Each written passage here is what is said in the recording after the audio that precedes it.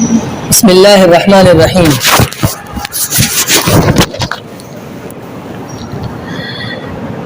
وعنہ قال قال رسول اللہ صلی اللہ علیہ وسلم.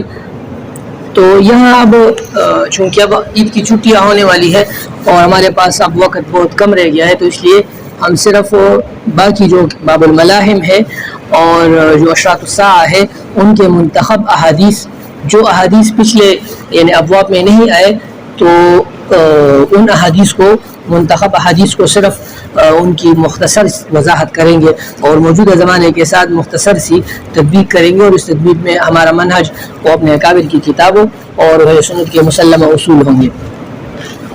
تو یہ حدیث ہے کہ نبی کریم صلی اللہ علیہ وسلم نے فرمایا لا تقوم الساعہ، قیامت اس وقت تک قائم نہیں ہوگی، حتیٰ تقاتلوا، یہاں تک کہ تم لڑو گے، قوما ایک ایسے قوم کے ساتھ، نعالہم الشعر، کہ ان کے جو چپل ہوں گے وہ یعنی ایسے چمڑے سے ہوں گے جو مدبوغ دباغت والے چمڑے نہیں ہوں گے، اور ان کے یعنی جو چپل ہوں گے وہ ایسے چمڑے سے ہوں گے کہ جن پر بال نکل چکے ہوں گے.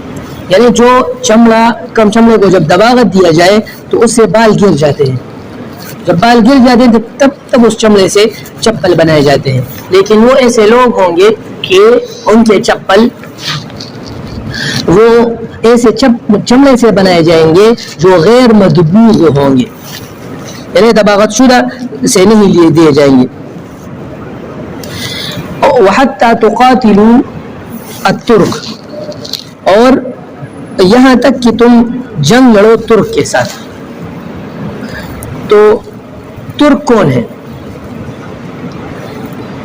اور یہ قوما نعالہم الشعر یہ کون ہے؟ تو یہ دوسری احادیث سے یہ معلوم ہوتا ہے کہ یہ دونوں ایک ہیں، یہ دونوں ترک ہیں. اور ترک کا اطلاق موجودہ زمانے میں 4 قسم کے لوگوں پر ہوتا ہے، ایک منگول اور مغول پر، دوسرا اس کا اطلاق ہوتا ہے چائنا پر، اس کا اطلاق ہوتا ہے روس کے قبائل پر، اور چوتھا اس کا اطلاق ہوتا ہے سلاجقہ پر. تو یہ 4 قسم کے لوگوں پر ان کا اطلاق ہوتا ہے. یہ چاروں ترک ہیں. ایک کو بنو قنطورہ کہتے ہیں، ایک کو بنو حیاطلہ کہتے ہیں، چائنا کو بنو حیاطلہ کہتے ہیں، اور ایک کو مغول یا منگول کہتے ہیں. مختلف قسم کے قبائل ہیں، بعض کو منگول کہتے ہیں، بعض کو مغول، لیکن نسل ایک. اور ایک کو سلاجقہ کہتے ہیں جو ترکمن ہے اصل میں. تو یہ 4 قسم کے قبائل ہیں. اب حدیث میں ترکوں کے فضائل بھی آئے ہیں، اور حدیث میں ترکوں کے نقائص اور ان کے خطرناک قسم کے لوگوں کا بھی تذکرہ ہے. تو ان دونوں قسم کے حدیث اور آثار میں تطبیق کیا ہے. کتاب الفتن ابن حماد میں اور دیگر کتب میں ترکوں سے مسلمانوں کے جنگ لڑنے کا بھی تذکرہ ہے، اور مسلمانوں کی طرف سے ترکوں کا بھی جنگ لڑنے کا تذکرہ ہے کہ ترک مسلمانوں کی طرف سے جنگ لڑیں گے. تو اس کی تطبیق یہ ہے کہ اصل میں ہمارا اصول قرآن، حدیث، اجماع اور قیاس ہے، شریعت ہے. جو آدمی شریعت پر، جو نسل، جو قوم شریعت کو اپنائے گی تو وہ کامیاب ہوگی. اس وجہ سے یہ جو ہے نا، یہ اصل میں جو ترک ہے ان سے مراد یہ ترک نسل ہے. اور جو ان میں کافر ہیں، زندیق ہیں، خطرناک قسم کے لوگ ہیں، جو انسانیت کے دشمن ہیں، جن میں سب سے زیادہ اور خطرناک قسم کے یاجوج و ماجوج، اور بعض یاجوج و ماجوج سے نکلے ہوئے لوگ ہیں جو یاجوج ماجوج سے نکل کر اصل میں یہ حضرت یافس کی اولاد ہے، حام سام یافس. تو یافس کی اولاد یہ ترک ہے. تو ترک ان میں ایک قبیلہ یاجوج ماجوج ہے. تو یاجوج ماجوج کے بارے میں فتح الملہم تکملہ فتح الملہم میں شیخ تقی عثمانی صاحب نے وہ اس سے علامہ انور شاہ کشمیری صاحب کے فیض الباری سے اور ان کے تقاریر سے نقل کیا ہے کہ ترک سے مراد ایسے لوگ ہیں یا یاجوج و ماجوج سے جو مہذب غیر مہذب قبائل ہیں، اور جو مہذب ہوتے ہوئے ابھی دنیا کے ساتھ شریک ہو رہے ہیں، اور آخر میں جو ترک جو غیر مہذب لوگ ہوں گے تو ان کے ساتھ وہ عیسیٰ علیہ السلام کے دور میں آئیں گے، اور ان کے جو پہلے لوگ ہیں جو مہذب ہوتے ہوئے بھی شریعت کو اور قرآن کو اور انسانیت کا احترام نہیں کریں گے تو مسلمانوں کے ساتھ حملہ کریں گے، اور یہی وہ حدیث میں اس کا تذکرہ ہے کہ وہ اتنے غیر مہذب ہوں گے کہ بالوں کو یعنی چمڑے کو بغیر دباغت کیے ان سے بنائیں گے، چپل وغیرہ بنائیں گے، اس استعمال کریں گے، اور لوگوں سے قتل و قتال اور لوگوں سے خونریزی کا معاملہ برتیں گے۔ تو یہ ہے دوسری بات یہ ہے کہ یہ ابھی ترک کا نام کیا ہے، تو ترک یہ ایک آدمی کا نام ہے، تو ان کے نسل سے پھر آگے ترک ہو گئے۔ اور امام سدی رحمۃ اللہ علیہ فرماتے ہیں کہ ترک سے مراد یعنی ترک، یہ ترک سے ہے، ترک معنی خارج، تو یہ ترک یعنی ترکو خارجی، یہ نکلنے کے لیے تگودو کرتے ہیں، تو اس وجہ سے یہ مختلف قسم کے خطرناک قسم کے قبائل ہیں۔ ان کا جنگ پہلی بار انہوں نے مسلمانوں پر حملہ کیا، اور یہ جو پہلی جس کا تذکرہ ہے حدیث میں علامہ ابن کثیر نے البدایہ والنہایہ میں ان کا تذکرہ کیا ہے، تو ان سے مراد وہ ترک ہیں، اور دیگر محدثین شارحین حدیث نے بھی یہی لکھا ہے کہ ان سے مراد وہ ترک ہیں جو منگول ہیں، انہوں نے مسلمانوں پر حملہ کیا ہے۔ اور جن حدیث میں ترکوں کے فضائل ہیں تو وہ ترک ہیں جو سلاجقہ ہیں، جنہوں نے بنو عباس کی حکومت کو تقویت دی، اور بعد میں بنو عباس کے مخالف، بنو عباس میں جب کمزوری آئی تو ان کے مخالف ہو گئے، پھر سلطنت سلجوقیہ بنائی، اور اس زمانے میں جو صفویہ حکومت تھی، اسماعیلیہ حکومت تھی، جو مسلمانوں کے مخالف تھے، ان کو کے ساتھ نبرد آزماؤ ہوئے، ان کے ساتھ جنگیں لڑی۔ اور یہ جو تیسرے قسم کے ترک ہیں ان سے مراد چائنا اور رشیا ہے جو مسلمانوں کے مخالف ہیں، اور پانچویں قسم کے جو ترک ہیں وہ خطرناک قسم کے قبائل ہیں جو ابھی تک یعنی اپنے جو غیر تہذیب یافتہ ہے اور انسانیت اور یعنی انسانیت کے دشمن ہیں، تو وہ عیسیٰ علیہ السلام کے زمانے میں نکلیں گے۔ تو یہی حدیث میں اس کا تذکرہ ہے کہ صغار الاعین، صغار الاعین سے تو یہ حقیقی معنی مراد ہے یعنی ان کی آنکھیں چھوٹی چھوٹی ہوں، یا اس کا معنی یہ ہے کہ دنیا پر ان کا نظر بہت زیادہ ہوگا، دنیا میں وہ بہت ترقی کریں گے، دنیا کے ہر قسم کے ساز و سامان بنائیں گے، جیسے کہ ہم دیکھتے ہیں موجودہ زمانے میں ساری چیزیں وہ ترک بناتے ہیں، ساری چیزیں وہ رشیا بناتی ہے، ساری چیزیں چائنا بناتے ہیں۔ چھوٹی چھوٹی آنکھیں بھی حقیقتاً بھی ہوتی ہے، اور حکمن چھوٹی آنکھوں کا مطلب یہ ہے کہ دنیا کی جو چھوٹی چھوٹی چیزیں ہیں وہ بھی بنائیں گے۔ یہ تشریح میں نے اپنی طرف سے نہیں کی، یہ مولا علی قاری رحمۃ اللہ فرماتے ہیں کہ وہ هو من امارات الحرص على امتعة الدنيا صغيرها وحقيرها والبخل على نقيرها وختميرها، کہ چھوٹی آنکھوں کا ہونا یہ اس کی علامت ہوتی ہے کہ وہ جو سب سے زیادہ جو کھجور کی جو گوٹلی پر جو باریک سا ہوتا ہے، چھلکا ہوتا ہے نا، کھجور کی جو اندر گٹلی ہوتی ہے اس کے باریک سا چھلکا ہوتا ہے، تو وہ چھلکا بھی وہ بنائیں گے اس دور میں سارے یعنی جو یعنی کانوں میں جو وہ کرتے ہیں نا، جو کانوں میں جو صاف کرنے کے جو آلہ ہوتا ہے یا دان صاف کرنے کے جو آلہ ہے، وہ بھی چائنا بنا رہا ہے، وہ بھی رشیا بنا رہا ہے، وہ بھی ترکی بنا رہا ہے۔ تو یہ لوگ تم سے جنگ لڑیں گے، اور موجودہ زمانے میں ساری دنیا کفر وہ مسلمانوں پر انہوں نے حملہ کیا پہلی جنگ عظیم کے بعد، لیکن دوسری جنگ عظیم کے بعد پھر مسلمان ممالک ان سے کچھ نہ کچھ آزاد ہو گئے، عقیدتاً تو اب بھی مسلمان غلام ہیں لیکن ظاہراً کچھ نہ کچھ آزاد ہوئے، لیکن جو رشیا ہے اور ترکی ہے کیا کہتے ہیں رشیا اور چائنا ہے، انہوں نے ابھی تک میں نے مسلمانوں کو غلام بنا رکھا ہے، مختلف قسم کے سازشیں کر کے مسلمانوں کو وہ تہس نہس کر رہے ہیں۔ نماز پڑھنے بھی نہیں دے، شراب کی پابندی، شراب ضرور پیو گے، اور پردے پر پابندی ہے، اسکارف پہننے پر پابندی ہے، وغیرہ وغیرہ، زیادہ بچے پیدا کرنے پر پابندی ہے۔ تو یہ چھوٹی چھوٹی جو ہے زلف الانوف حمر الوجوہ، اور ان کے چہرے سرخ ہوں گے، یعنی یہ یا تو ظاہری معنی مراد ہے کہ ظاہراً چہرے سرخ ہوں گے، سفید ہوں گے، جیسے کہ رشیا روس کے چہرے سرخ ہیں، چائنا کے چہرے سرخ ہیں، تو اور یا جو ہے نا باطنی مراد ہے، یا ترکی میں جو کمیونسٹ لوگ ہیں جو قرآن کے مخالف ہیں، یہ مصطفیٰ کمال عطا ترک کے جو اولاد ہیں، ان کے جو پیروکار ہیں، ان کے جو نظریہ رکھنے والے ہیں، اور یا یعنی یا تو یہ ہے کہ باطنی طور پر ان کے اندر مسلمانوں کے خلاف بغض اور عداوت ہے، اور یعنی ان مسلمانوں کے خلاف جو جو جو جو, جو ان کے کینہ ہے اور جو عداوت ہے، اس کی وجہ سے اس سے تشبیہ دی۔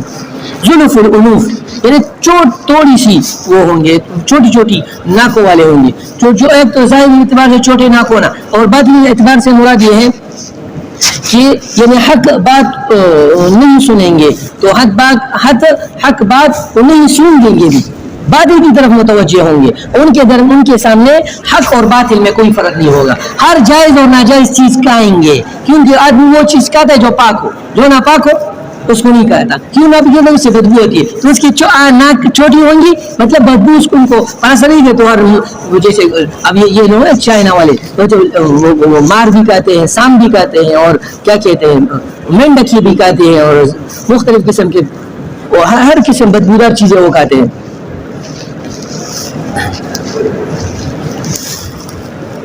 کأن وجوہہم المجان، تو مجن یہ کہتے ہیں اس کو جو ڈال ہوتا ہے، ڈال اس کو، تو ہمارے ساتھ وہ دارالعلوم کراچی میں طالب علم تھے نا، تو اس کا ایک نام مقصد بیگ تھا، تو اس کا اتنا بڑا چہرہ تھا، بہت بڑے، وہ علامہ مرغینہ تھی اس کے گاؤں کے تھے، صاحب ہدایت علامہ مرغینہ اس کے گاؤں کا تھا، اس کو آدمی دیکھ کے نا وہ ڈرتا تھا، اتنا خطرناک چہرہ ہوتا تھا، پاکستان کا تھا وہ، تو اتنی بڑی بڑی ان کی یعنی آنکھیں ہوں گی، اتنی بڑی بڑی ان کا چہرہ ہوگا، تو اس کا یہ بھی ہے کہ ان کے اہل و عیال زیادہ ہوں گے، ان کے مال میں ان کا طمع، یعنی وجوہ لجان مطرقہ، اس کا مطلب یہ کہ یہ بھی ہے کہ ان کے مال میں ان کا طمع، انسانیت کے ساتھ ان کی کوئی ہمدردی نہیں ہوگی، نہیں احسان کا ان میں کوئی وہ ہوگا، جیسے کہ مغول کے بارے میں آتا ہے نا کہ انہوں نے یعنی 6 لاکھ انسانوں کو قتل کیا تھا، بغداد پر حملہ کر کے 6 لاکھ انسانوں کو اس زمانے میں قتل کیا تھا، یعنی لوگوں کے ساتھ فساد اور یہ دنیا کی ان کا کوئی وہ نہیں ہوگا، اور یعنی نرمی کا نام و نشان اس میں نہیں ہوگا مال کی محبت کی وجہ سے۔ اور دوسری حدیث میں اس کی وضاحت ہے، قال رسول اللہ صلی اللہ علیہ وسلم لا تقوم الساعة حتى تقاتل وفوز وكرمان من الأعاجم حمر الوجوه فطس الأنوف صغار الأعين وجوههم المجان المطرقة نعالهم الشعر، رواه البخاري، وفي رواية له عن عمرو بن تغب عراض الوجوه۔ تو خوز یہ خاک ضمنے کے ساتھ یعنی خوزستان کا علاقہ ہے، خوزستان کا، اور کرمان وہ جو ہے یہ بھی یعنی فارس کا علاقہ ہے، سجستان کا علاقہ ہے، تو یہ حدیث میں ہے کہ یہ لوگ تمہارے ساتھ جنگ کریں گے۔ موجودہ زمانے میں یہ ابھی یہ رشیا کے لوگ ہیں، یعنی رشیا کے لوگ ہیں، اور یہ موجودہ یعنی یہ فارس والے لوگ نہیں ہیں، ان کے چہرے اور ان کے جو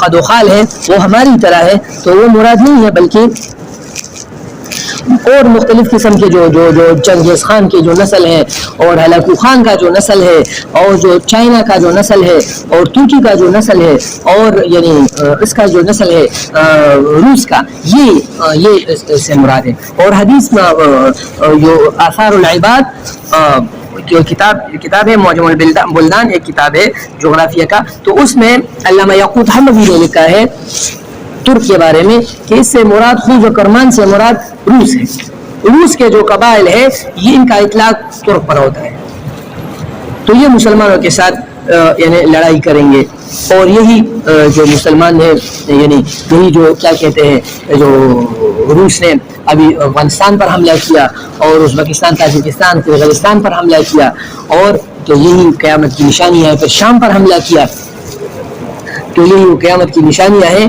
جو ہمارے سامنے وہ پوری ہوتی معلوم ہو رہی ہے. دوسری روایت ہے قال قال رسول اللہ صلی اللہ علیہ وسلم لا تقوم الساعة حتى يخرج رجل من قحطان يسوق الناس بعصاه. وعنه قال قال رسول الله صلى الله عليه وسلم لا تذهب الأيام والليالي حتى يملك رجل يقال له الجهجاه. وفي رواية حتى يملك رجل من الموالي يقال له الجهجاه. اس روایت میں ہے کہ قحطان سے ایک آدمی نکلے گا. عرب کا نسل وہ دو شخصوں میں منحصر ہے, ایک عدنان ہے اور ایک قحطان ہے. یہ عدنان اسماعیل علیہ السلام کے جو وہ نسل ہے, نبی کریم صلی اللہ علیہ وسلم کا جو شجر نسب ہے وہ عدنان تک پہنچتا ہے. اور قحطان یہ یمن کے جو اصل میں جو عرب ہیں وہ یہ ہے. تو قحطان یہ بھی عرب سے نکلے گا, یعنی قحطان سے نکلے گا. قحطان یعنی یمن کے عربوں سے نکلے گا, اور یمن کے عربوں سے یعنی ایک آدمی نکلے گا. علامہ نور شاہ کشمیری نے اس کی تشریح یہ کی ہے کہ فیض الباری میں کہ قحطان سے یہ آدمی نکلے گا اور ان لوگوں کو ہنکائے گا اپنی لاٹھی سے. تو اس کا مراد یہ ہے, اس کا مطلب یہ ہے کہ وہ ظالم نہیں ہوگا بلکہ وہ عادل ہوگا, لیکن اس کا جو انداز ہوگا وہ انداز نرمی والا نہیں ہوگا بلکہ سختی والا ہوگا. جیسے کہ آدمی بیڑ بکریوں کو ہنکاتا ہے تو لوگ اس کو ظالم کہتے ہیں کہ اتنا دیکھو مارتا ہے نا بیڑ بکریوں کو, کیوں یہ بیڑ بکریاں وہ تو آہستہ سے اور نرمی سے وہ نہیں سمجھتی. تو یہ جو ہے نا یہ لوگ نہیں سمجھیں گے تو لوگوں کو زبردستی دین کی طرف مائل کرے گا. یہ تشریح کی ہے علامہ انور شاہ کشمیری صاحب رحمۃ اللہ علیہ نے فیض الباری میں. موجودہ زمانے میں جو اسامہ بن لادن ہے وہ بھی قحطان کا ہے, وہ اصل میں حضرموت کا ہے. حضرموت وہ قحطان یعنی یمن کا علاقہ ہے. اور دوسری حدیث میں یعنی اس کی وضاحت ہے کہ ایک آدمی نکلے گا اور ماوراء النہر سے, اور وہ اس کو حارث الحراس کہا جائے گا. حارث ابن الحراس, حارث کہتے کا معنی ہے شیر اور حراس کا معنی ہے زمیندار, اور اسامہ کا معنی بھی شیر ہے, اسامہ بھی شیر کو کہتے ہیں, اور حراس معنی زمیندار. تو یہ بھی اپنے علاقے کے زمیندار بڑے جاگیردار لوگ ہیں جو زمینوں کو ان لوگوں کو زمین دیتے ہیں اور کاشتکاری کرتے ہیں وغیرہ وغیرہ. تو یہ لوگ اسی علاقے کے ہیں. تو یہاں سے ایک آدمی نکلے گا جو امام مہدی کے راستہ ہموار کرے گا. تو موجودہ زمانے میں یہ اس پر صادق آ رہا ہے. اور دوسری حدیث میں یہ فرمایا کہ جہجاہ نکلے گا. تو جہجاہ کا مطلب یعنی ایک سا آدمی ہے جو ظالم ہوگا, موالی میں سے ہوگا,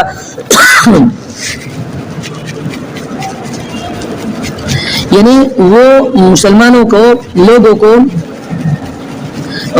یعنی دین کی طرف مائل نہیں کرے گا بلکہ لوگوں کو ظلم کی طرف اور لوگوں کو کفر کی طرف مائل کرے گا. تو یہ مختلف قسم کے لوگ اس زمانے میں آئے ہیں. اور یعنی قحطانی کا جو لفظ ہے اس سے مختلف قسم کے لوگ مراد ہیں. احادیث میں قحطانی سے متعلق مختلف قسم کے لوگ ہیں. تو جو آدمی شریعت کی اتباع کرے گا, لوگوں کو شریعت کی طرف بلائے گا, اللہ کے دین کے لیے خدمت کرے گا, تو اس سے مراد اچھا قحطانی ہے. اور جو نہیں کرے گا تو اس سے مراد جہجاہ ہے, یعنی ظالم قسم کا آدمی. دوسری جو حدیث ہے عن جابر بن سمرة قال سمعت رسول الله صلى الله عليه وسلم يقول لتفتحن عصابة من المسلمين كنز آل كسرى الذي في الأبيض. مسلمانوں کا ایک گروہ وہ کسرا آل کسرا کے ساتھ کا ایک خزانہ فتح کرے گا جو ابیض میں ہے.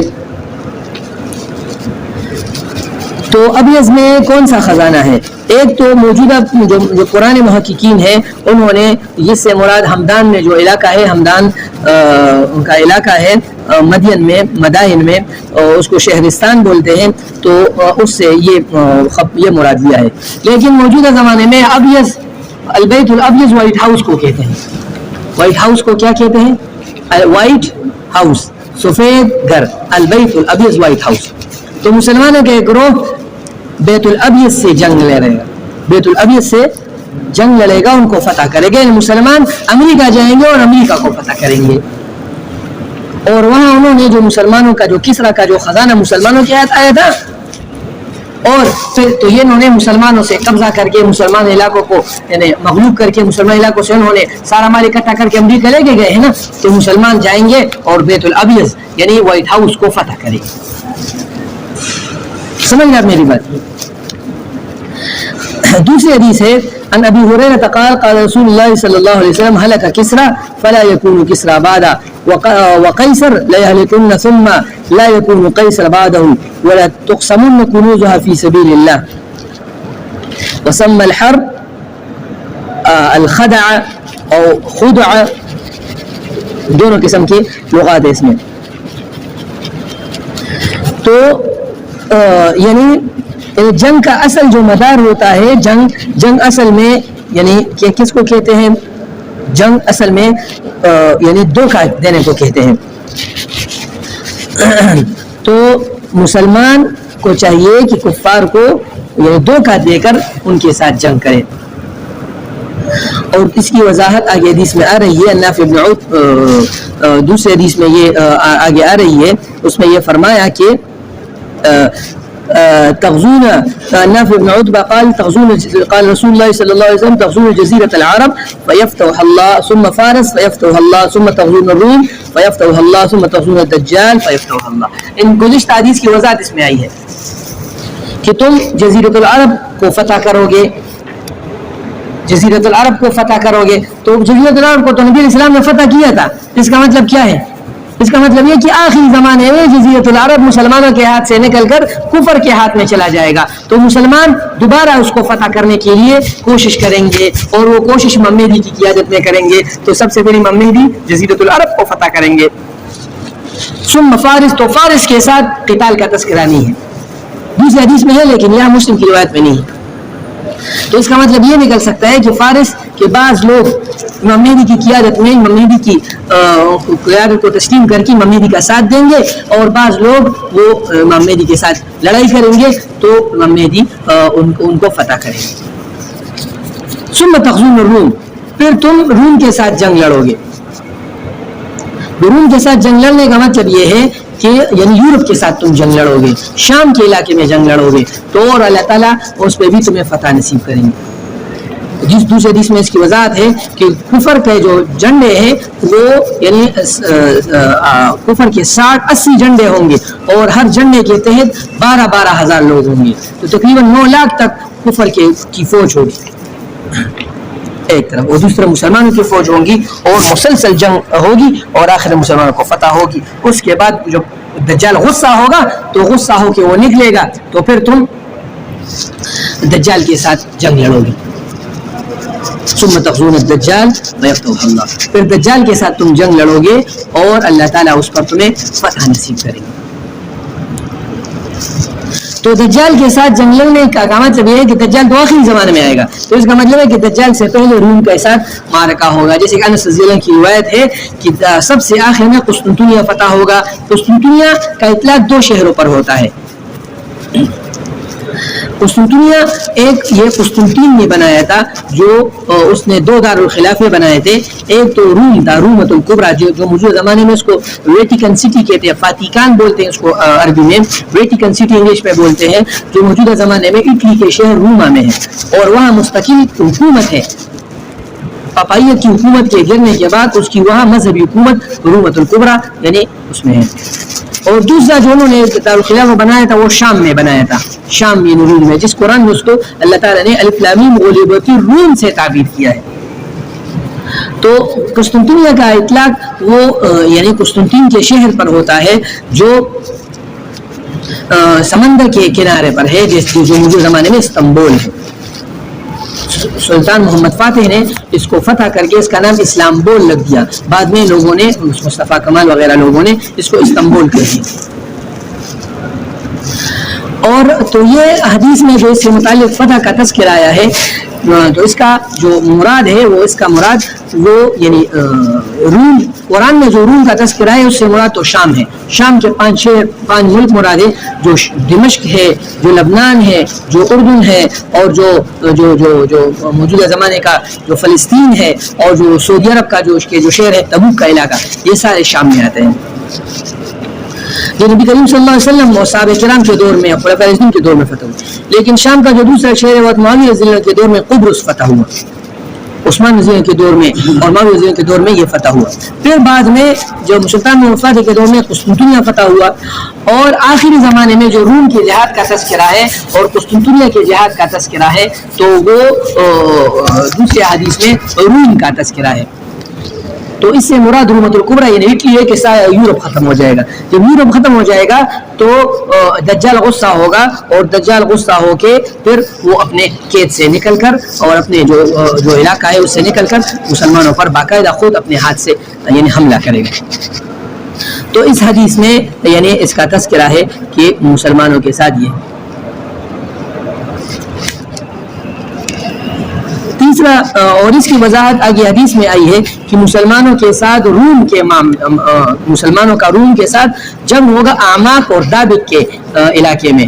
اور مسلمان یہ جنگ کا جو بنیاد ہوگا وہ یہ ہوگا کہ مسلمان وہ اس زمانے میں مغلوب ہوں گے. مسلمان اس زمانے میں کیا ہوں گے؟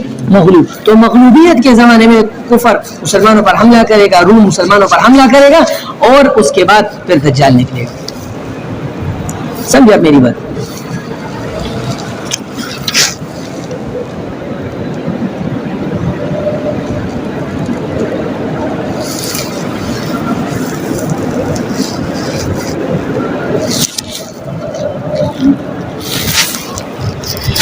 دوسری جو یہاں حدیث ہے عن ذی مخبر قال سمعت رسول اللہ صلی اللہ علیہ وسلم يقول ستصالحون الروم صلحا آمنا ثم تغزون انتم وهم عدو من ورائكم.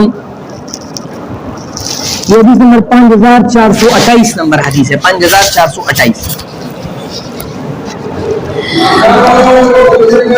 وهم فتنصرون وتغنمون وتسلمون ثم ترجعون حتى تنزلوا بمرج ذي تلول فيرفع رجل من أهل النصرانية الصليب فيقول غلب الصليب فيغضب رجل من المسلمين فيدقه فعند ذلك تغدر الروم وتجمع الملحمة وزاد بعضهم فيثور المسلمون إلى أسلحتهم فيقتتلون فيكرم الله تلك الفئة بالشهادة.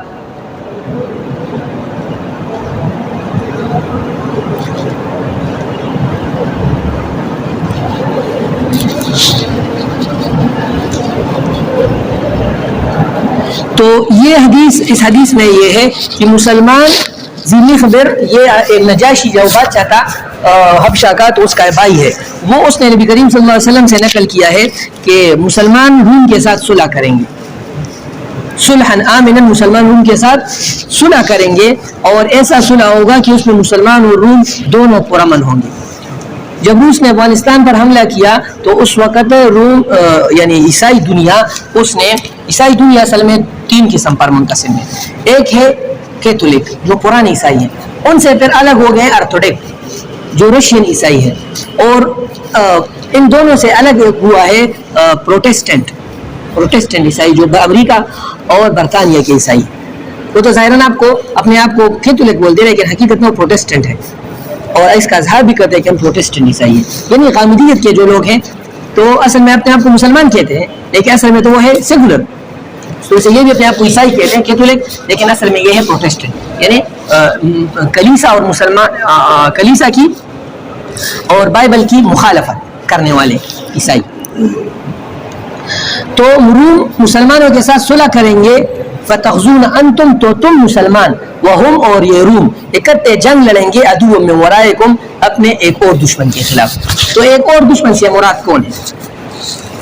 تو اس سے جس طرح قرآن کی ایک آیت سے مراد مختلف یعنی ایک آیت کا شأن نزول ایک ہوتا ہے, شأن نزول 3-4 ہوتے ہیں, شاید 3-4 شأن نزول کے لیے ایک آیت وہ ہوتی ہے. تو اسی طرح حدیث میں بھی 3-4-5 مقامات کے لیے ایک وہ ہوتا ہے, یعنی واقع حدیث ایک ہوتی ہے اور 5-6 مقامات پر وہ ہوتا ہے. لیکن اور دیگر حدیث میں بھی یہ ہے کہ تم کفار کے ساتھ صلح کرو گے اور ایک دوسری طاقت کے خلاف لڑو گے اور وہ خوض و کرمان ہے. یعنی روس ہے. ترک کے خلاف لڑو گے اور روس ہے. ترک میں نے آپ کو بتایا کہ روس سے تو روس کے ساتھ مسلمانوں نے یعنی روم کے ساتھ مل کر افغانستان کے مسلمانوں نے اور عرب مسلمانوں نے مل کر روس کے ساتھ جنگ کیا اور روس کو شکست دی. فتنصرون وتغنمون وتسلمون, تم بے خوف ہو جاؤ گے, غنیمت تم کو ملے گی, غنیمت تقسیم کرو گے اور تم کو یعنی فتح نصیب ہوگی. پھر تم اپنے علاقوں پر واپس جاؤ گے. اور عرب وہ اپنے علاقوں کو واپس چلے گئے, مسلمان بھی اپنے علاقوں کو واپس چلے گئے. حتی تنزلوا بمرج ذی ذلول, یہاں تک کہ تم ایسے جگہ پہ جاؤ گے جو بلند گھاٹیاں ہوں گی, یعنی بڑے بڑے چھوٹے چھوٹے پہاڑ ہوں گے بلند قسم کے. تو مسلمانوں کا عیسائیوں کا ایک گروہ وہ یہ اپنی نشانی یعنی صلیب کو بلند کرے گا. تو علم اللہ علی قاری رحمۃ اللہ علیہ نے یہ لکھا ہے کہ صلیب سے مراد کیا ہے. تو صلیب سے مراد یعنی ایک ڈنڈا ہے جس پر انہوں نے حضرت عیسیٰ علیہ السلام کو یعنی سولی پہ لٹکایا تھا. تو یہ مراد ہے, یا حقیقی معنی تو یہ ہے. اور دوسرا جو معنی ہے وہ یہ ہے کہ ہم صلیب کی برکت سے یعنی عیسائیوں نے یہ دعویٰ کیا کہ روس پر ہم غالب آ گئے, روس کو ہم نے یعنی عیسائیوں نے شکست دی اور مسلمان کو تو ہم نے صرف استعمال کر دیا. یہ ظاہری معنی ہے. لیکن حقیقی جو معنی ہے, لغوی معنی ہے, یہ حقیقی معنی یہ ہے کہ مسلمانوں نے کفار نے اپنا جو برتری ہے اس کو مسلمانوں پر لاگو کرنا چاہا, مسلمانوں پر اپنی برتری لاگو کرنی چاہی اور کہا کہ تم مسلمانوں کو یہ کہا کہ تم ہماری برتری مانو اور اس برتری یعنی صلیب کے تحت تم زندگی گزارو. یہ نہیں کہ ایک آدمی صلیب اٹھائے گا, بلکہ پوری عیسائیت اور صلیب اٹھائے گی اور عیسائیت کا جو نمائندہ ہوگا وہ صلیب کو اٹھائے گا اور کہے گا کہ اب صرف یورپ کی حکمرانی ہے پوری دنیا پر, ہمارا مقابل روس تھا وہ ختم ہو گیا, اب صرف ہماری حکمرانی ہے. مسلمانوں نے کہا نہیں, تمہاری حکمرانی نہیں, ہماری حکمرانی ہے. مسلمانوں نے اس کے خلاف طالبان نے ایک حکومت وہاں پر بنائی, لیکن انہوں نے پھر بھی یہ اپنے جو ہے نا اپنی جو مالی پالیسیاں ہیں وہ مسلمانوں پر لاگو کی. اور یہ اشارہ کیا, یہ اشارہ اس میں یہ حدیث میں یہ اشارہ کیا اس کی طرف, غلب الصلیب, کہ ہم صلیب کی برکت سے غالب آ گئے. یعنی صلیب کی جو ہم عبادت کر رہے ہیں تو اس عبادت کی وجہ سے ہم غالب آ گئے. تو یہ ہے کہ یعنی صلیب کی عبادت کی وجہ سے غالب آنا یہ مراد ان کا نہیں ہے, بلکہ ان کا مراد یہ ہے کہ صلیب کے جو نشان ہے تو اس نشان کے تحت جو لوگ رہ رہے ہیں اب پوری دنیا اس غلط یعنی مغلوبیت کی زندگی گزارے گی. یعنی ہم غالب ہیں اور ان ہمارے جو علاوہ لوگ ہیں وہ مغلوبیت کی زندگی گزاری. یعنی مسلمانوں کو تو یہ مغرب کو تو یہ چاہیے تھا کہ مسلمانوں کی وجہ سے انہوں نے روس پر غلبہ حاصل کیا تو اب وہ مسلمانوں کو اپنے جیسے اپنے برابر سمجھتے, لیکن انہوں نے مسلمانوں کو برابر نہیں سمجھا بلکہ مسلمانوں کو بھی یہ کہا کہ تم اب صلیب غالب آ گیا اور تم مغلوب آ گئے, لہٰذا اب تم بھی صلیب کی غلامی کرو گے. لیکن مسلمانوں نے صلیب کی غلامی کرنے سے انکار کر دیا. تو اس درمیان فیغلب رجل من المسلمین, تو مسلمانوں کے ایک آدمی غصہ ہوگا, فیدقہ, وہ اس صلیب کو وہ مسل کے رکھ دے گا, اس کو ٹکڑے ٹکڑے کر دے گا. تو جب دوسرے حدیث میں ہے فیسور المسلم, کہ جب صلیب وہ ٹکڑے ٹکڑے ہو جائے گی تو وہ غصہ ہوں گے. تو صلیب کے ٹکڑے ہونے سے مراد کیا ہے کہ صلیب کی پالیسیوں کا وہ انکار کرے گا کہ میں تمہاری پالیسیوں کو نہیں مانتا, میں تمہارے غلبے کو نہیں مانتا, میں تمہاری حکومت کو, تمہاری طاقت کو نہیں مانتا. تو جب میں تمہاری طاقت کو نہیں مانتا, تمہارے غلبے کو نہیں مانتا, تو یعنی تم نے روس کو شکست دی کس وجہ سے, ہماری تعاون کی وجہ سے. اگر ہم نہ ہوتے تو تم تو اپنے گھروں میں بیٹھے یورپ میں, تم تو اس کو شکست نہیں دے سکتے تھے, یہ تو ہم نے شکست دی ہے. تو اس وجہ سے یعنی یہ آدمی غصہ ہوگا. اور یہ صلح کن مقامات پر ہوئی؟ یہ صلح روس کے خلاف ہوئی. پھر دوسری حدیث میں ہے, امام احمد نے کتاب الفطر میں نقل کیا ہے کہ تمہارا روم کے ساتھ صلح ہوگا اور یہ صلح یہ فارس کے خلاف ہوگا. تو ایران کے خلاف صدام اور روس, صدام اور عرب اور یہ جو یورپ ہے انہوں نے فارس یعنی ایران کے خلاف جنگ لڑی. 8 اگست 1988 تک جنگ ہوئی اور تقریباً 10 سال تک 9.5 سال تک جنگ ہوئی اور اس میں فارس کو شکست ہوئی. تو یہ شکست, یہ فتح بھی انہوں نے اپنے نام کر دیا. اور پھر صدام سے غلطی ہوئی, کویت پر حملہ کیا تو روم نے ساری فوجوں کو یہاں لا کر یہاں کھڑا کر دیا. وتجمع للملحمة فيدقوا فإن ذلك تغدر الروم وتجمع للملحمة. روم وہ مسلمانوں کے خلاف عظیم جنگ کے لیے وہ کرے گا, اپنے فوجوں کو جمع کرے گا. اور دوسرے حدیث میں ہے کہ مسلم شریف کی روایت میں ہے یوشک اہل العراق اللہ یجبل قفیز ولا درہم.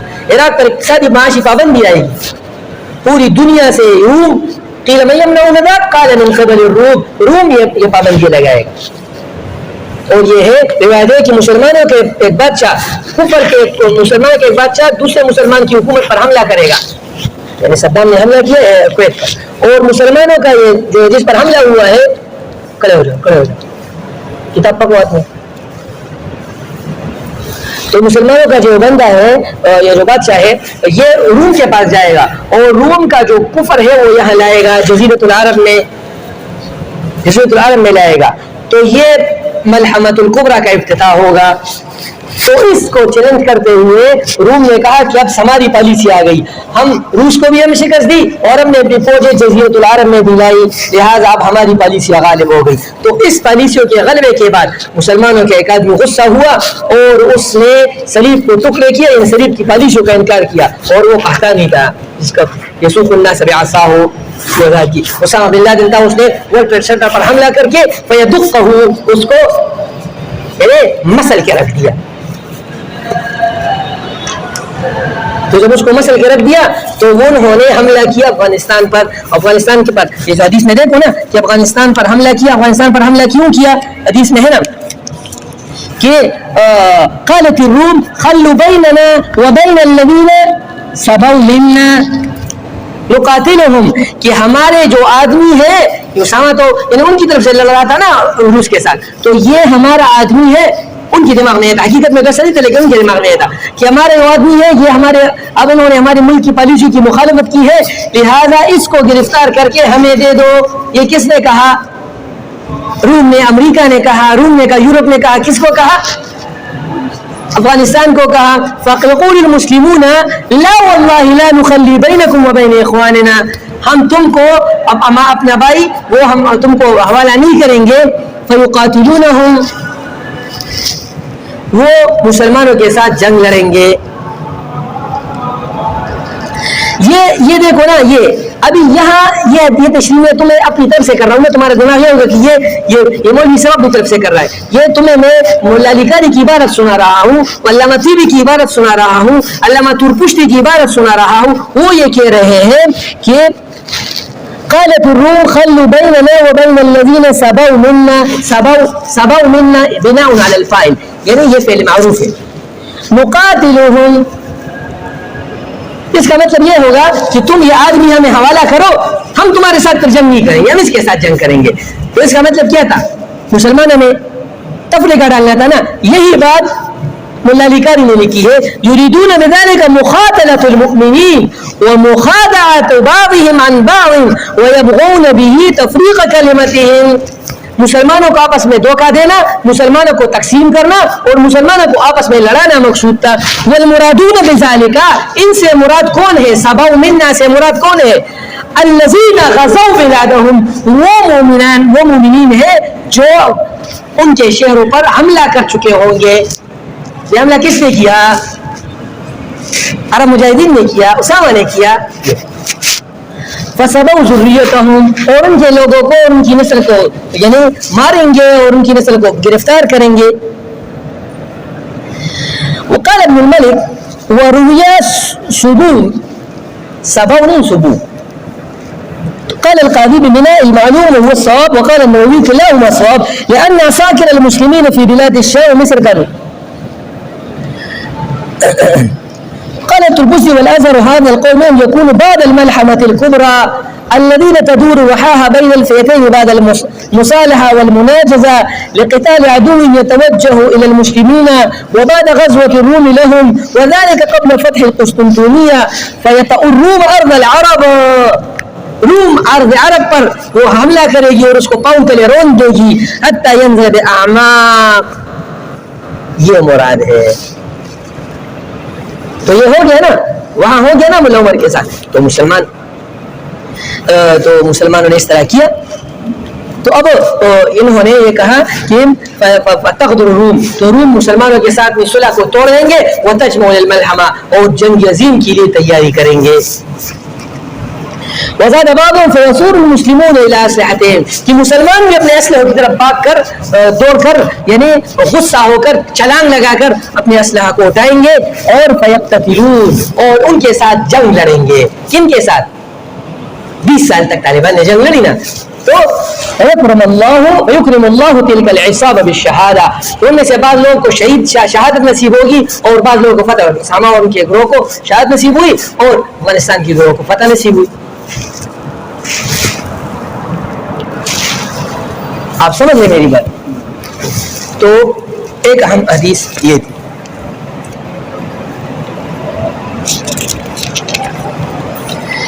دوسری جو حدیث ہے وہ یہ ہے کہ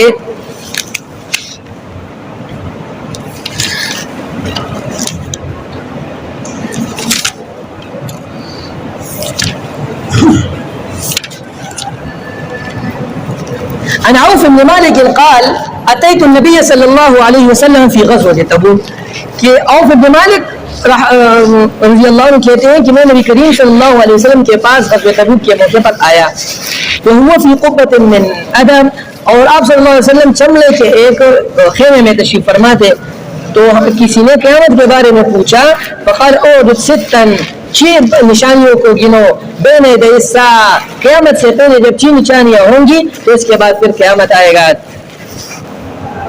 موتی، پہلی نشانی یہ ہے کہ جب میں دنیا سے رخصت ہو جاؤں گا، میری وفات ہوگی، تو یہ بڑی نشانی ہے. ثم فتح بیت المقدس، نبی کریم صلی اللہ علیہ وسلم دنیا سے چلے گئے، تشریف لے گئے، ان کی وفات ہو چکی ہے. ثم فتح بیت المقدس، پھر بیت المقدس کا فتح ہونا یہ بھی ہو چکا ہے. عمر رضی اللہ عنہ بیت المقدس فتح ہو چکا.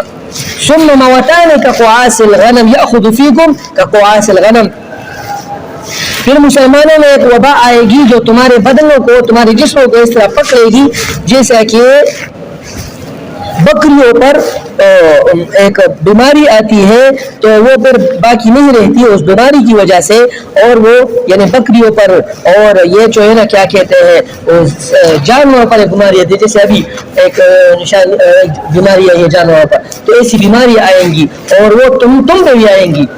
اور اس میں کانسی نزلہ ہوگا، جیسے بکریوں پہ کانسی نزلہ ہوتا ہے نا، تو جس طرح بکریوں پہ بیماری آتی ہے اس کو پھر چھوڑتے نہیں، اس طرح مسلمانوں پہ بھی ایک بیماری آئے گی، ان کو چھوڑے گی نہیں. کرونا آ گیا نا، قعاص الغنم، جب بکریوں پہ بیماری آئے گی آتی ہے، اس طرح تم پہ بھی ایک بیماری آئے گی.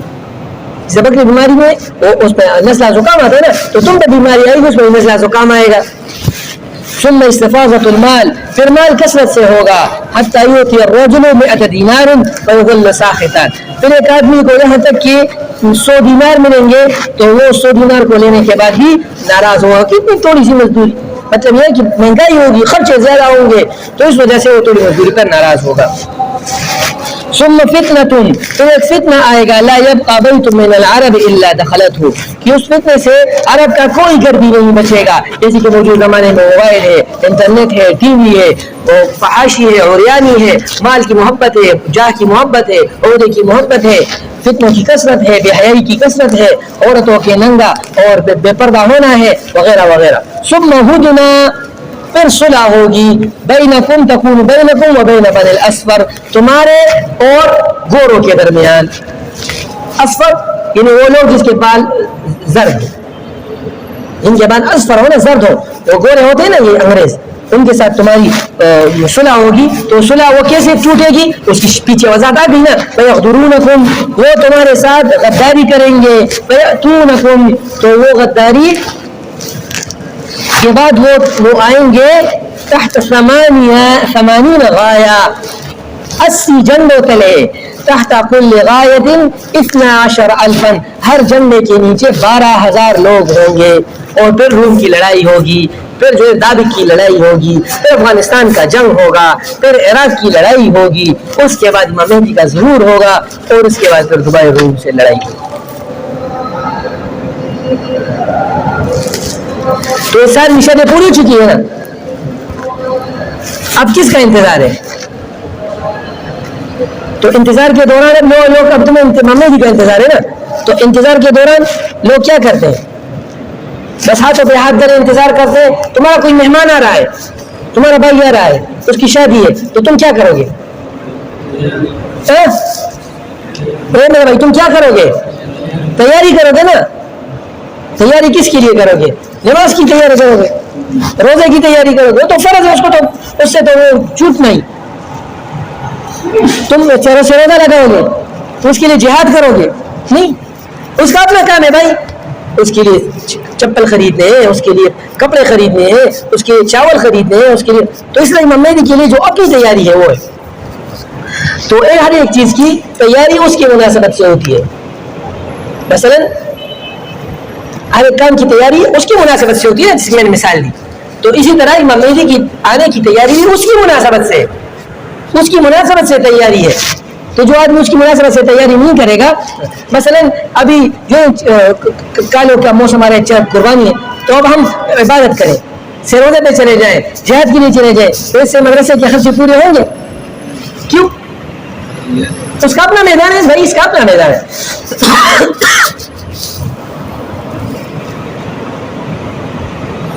ہر ایک چیز کا اپنا اپنا میدان ہوتا ہے نا، تو اس کا اپنا اپنا میدان ہے۔ تو پہلی بات۔ دوسری بات یہ ہے کہ ایک ہوتا ہے بالواسطہ تیاری، ایک ہوتا ہے بلا واسطہ تیاری۔ بالواسطہ کا مطلب یہ ہے کہ جو ڈائریکٹ نہ ہو، انڈائریکٹ۔ ایک ہوتا ہے میرے بھائی، ایک ہوتا ہے بلا واسطہ یعنی ڈائریکٹ۔ اس کی مثال یہ ہے کہ مثلا تم ایم سیٹ کے لیے کھڑے ہو گئے، تمہارا اسحاق نام ہے، تم ایم سیٹ کے لیے کھڑے ہو گئے۔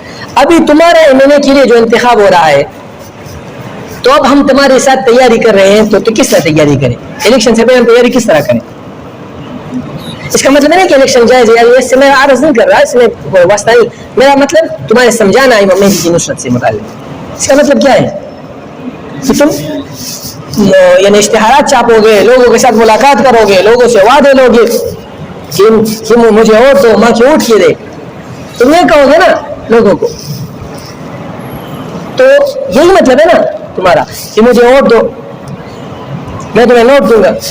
تو جو تمہارے ساتھ یہ ان میں وہ تمہیں اپنا ووٹ بھی دے، تمہارے لیے کوشش بھی کرے، تم ووٹ سے پہلے، الیکشن جیتنے سے پہلے تمہارے ساتھ محنت کرے، تمہارے ساتھ کوشش کرے، تم لوگوں سے ملے، لوگوں کو مجبور کرے، اور تمہارے جو ہے نا دایاں ہاتھ بنے، تمہارے آگے، تمہارے پیچھے، تمہارے یعنی ہر طرف تمہارا باڈی گارڈ بنے، اور تمہارے جو ہے نا یعنی ہر طرف سے، مالی اعتبار سے، جانی اعتبار سے، عورتوں کو یعنی اپنی بیوی کو لے کر عورتوں میں جائے اور عورتوں کو یعنی یہ باتیں سنائے، اور مردوں میں جائے مردوں کو یہ باتیں سنائے، اور پوری کوشش کرے۔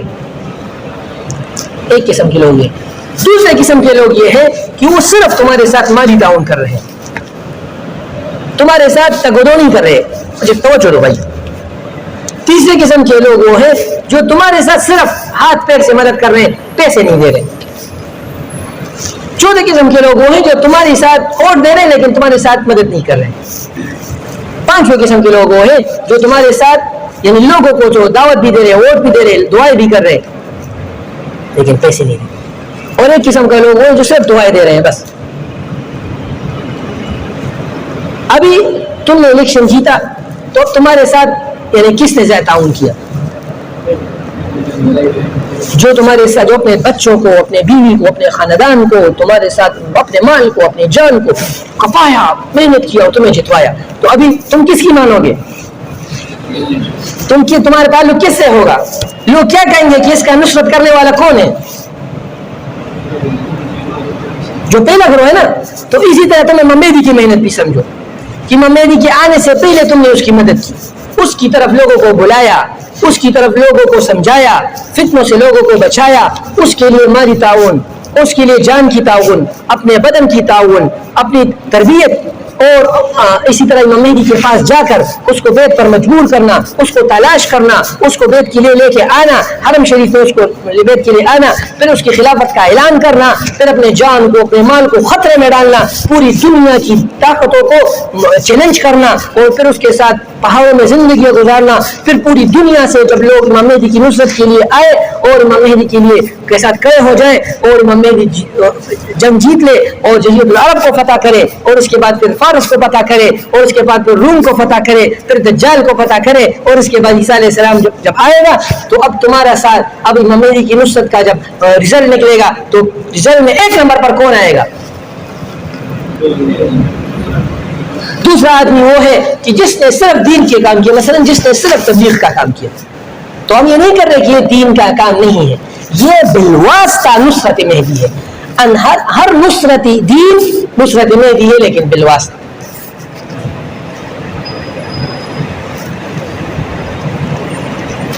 ہماری محنت کا مقصد یہ ہے کہ ہم نصرت دین کریں، نصرت دین کے ساتھ ساتھ نصرت مہدی بھی کریں.